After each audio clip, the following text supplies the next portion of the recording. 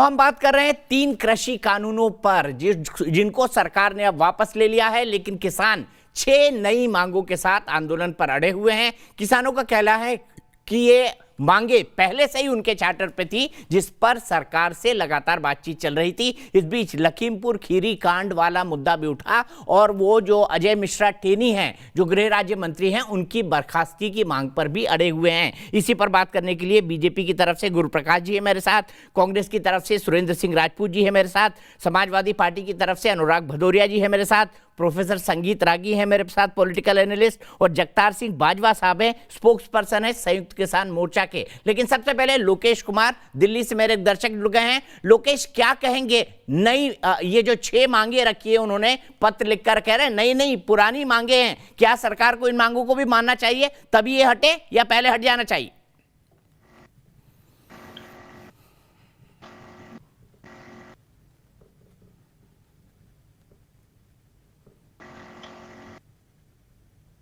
लोकेश जी, मेरी बात सुन पा रहे हैं आप? फोन हाँ जी, आप कान जी, पर ही हाँ, रखिए।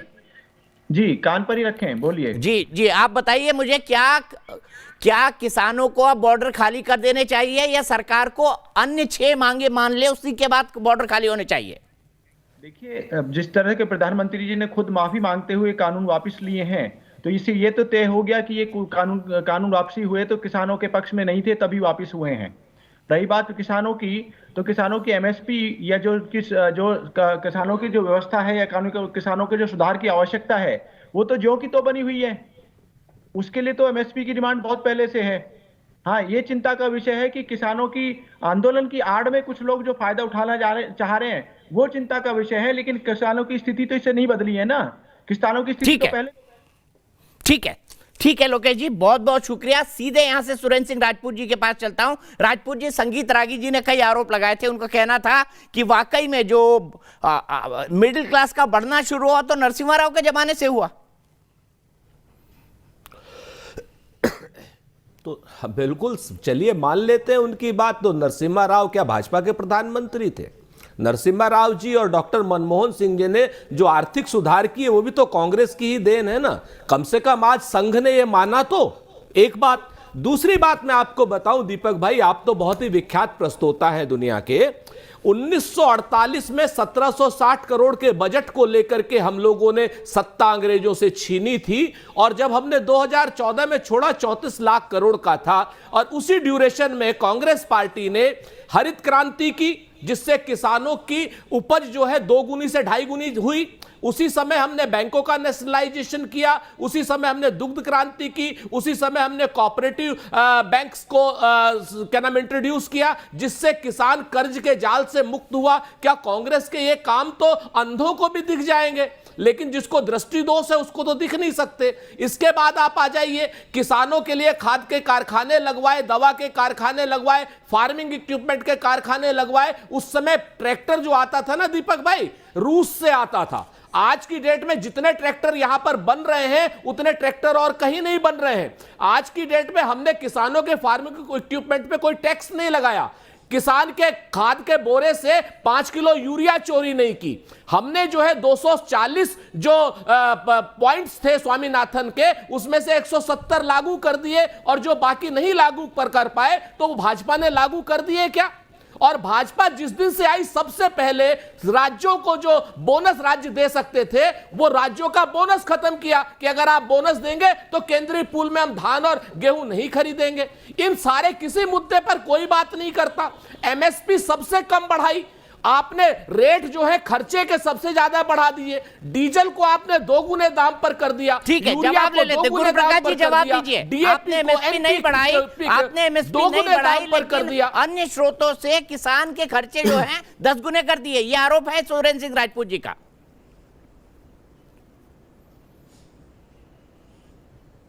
मैंने ध्यानपूर्वक एक एक आरोपों को सुना है। मुझे थोड़ा समय दीजिएगा। और ये अच्छी बात है कि सुरेंद्र जी थोड़ा इतिहास में गए हैं और हम आंदोलनों की बात कर रहे हैं। 1966 का भी एक वाकया याद होगा। अगर आप श्रेय लेते हैं तो कुछ कमियां हैं, उसको भी स्वीकार करिएगा। 1966 में दीपक जी इसी प्रकार का एक आंदोलन हुआ था, साधु संत ने किया था। सदन के बाहर गोलियां चलवा दी गई थी, नृशंस हत्या करवा दी गई थी साधुओं की गौहत्या के विरोध में। तो मुझे लगता है कि आंदोलन में और आपातकाल में संविधान का और संवैधानिक मूल्यों का आपने कितना सम्मान किया है वो भी समझना चाहिए। हम क्या कह रहे हैं? हम कह रहे हैं विवाद नहीं, संवाद चाहिए। देश के हित में करेंगे काम, काम के लेंगे पूरे दाम।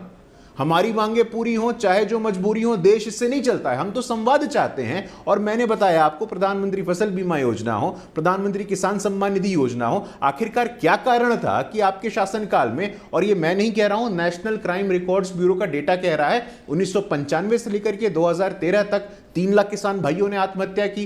किसकी सरकार थी मैं आपसे पूछना चाहता हूं।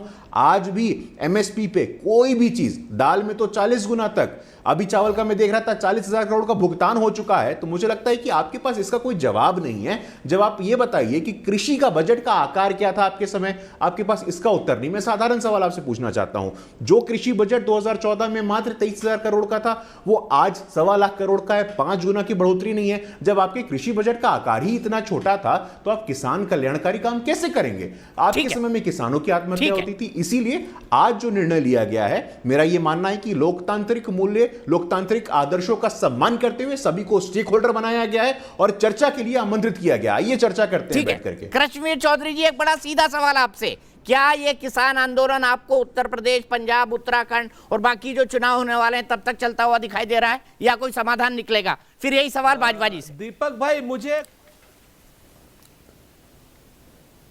देखिए, जो कमेटी बनाई गई है वो तो समाधान के लिए ही बनाई जा रही है, और ख़ास तौर से न्यूनतम समर्थन मूल्य पर उस कमेटी को जो विशेष रूप से जो बनाया जा रहा है। तो मेरा ये मानना है कि देश के तमाम किसान संगठनों के लोगों की राय उस कमेटी को लेनी चाहिए और भविष्य का रास्ता तय करना चाहिए, जिससे किसानों को उनकी उपज का लाभकारी मूल्य मिल सके।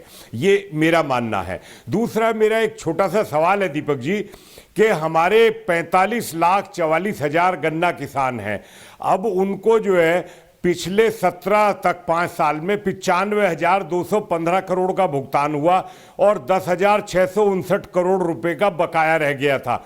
आज इन्होंने 1,44,638 करोड़ का भुगतान अभी कल तक हो चुका है और पूरा सीजन की पिराई है। मेरा ये कहना है कि जो क्रैशर पर गन्ने की दुर्गति होती थी, सुरेंद्र सिंह भी जानते हैं कि 180-190 रुपए क्विंटल पे क्रैशर पे जाता था। तो किसानों को जो 20 चीनी मिलों का नया मॉडर्नाइजेशन हुआ है तो उनका हुआ। और तीसरी बात इसी के साथ, जो टैगिंग करी गई है चीनी मिलों की और जिसमें एस्क्रो अकाउंट बनवाया गया है कि चीनी की बिक्री और क्रैश क्रेडिट लिमिट का 85% सीधे चीनी पैसे का इसका किसानों के गन्ने खाते में जा रहा है। तो मेरा ये कहना है कि ये ऐसे काम है कि इनको और बढ़ाया जाना चाहिए और जिस तरीके की व्यवस्थाओं में सुधार हो रहा है इसको भी हमको स्वीकार करना चाहिए। ठीक है, मैं सीधे बाजवा साहब के पास चलता हूं। बाजवा साहब, मुझे बताइए, क्या आपको उम्मीद नजर आ रही है कि उत्तर प्रदेश चुनाव से पहले यह मामला खत्म हो जाएगा, किसान आंदोलन से उठ जाएंगे? आपको कोई विंडो दिखाई दे रही है, उम्मीद दिखाई दे रही है?